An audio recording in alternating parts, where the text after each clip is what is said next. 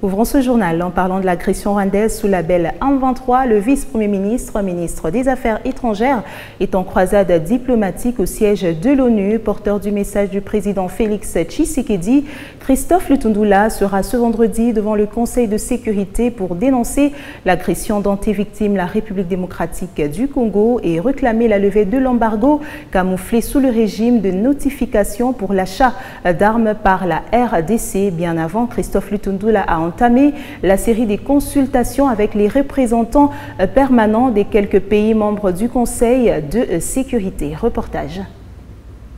La salle de conférence Room D située au building des Nations Unies, transformée momentanément en bureau du vice-premier ministre, ministre des Affaires étrangères et de la coopération internationale. C'est ici que Christophe Lutundula va pendant 3 jours transmettre la volonté du président de la République, Félix Antoine Tshisekedi Tshilombo, et du peuple congolais à ses interlocuteurs avant la séance plénière du Conseil de sécurité ce vendredi. 8 délégations au total, à savoir le représentant permanent de la France, de la Belgique, de l'Union européenne, de la Chine et du Gabon en tant que président du comité de sanctions 15-13. Le chef de la diplomatie congolaise s'est aussi entretenu avec la délégation de la MONUSCO. Cette dernière envisage une prolongation du mandat, chose que Kinshasa n'attend pas accordée car les relations population-MONUSCO sur le terrain se sont nettement détériorées.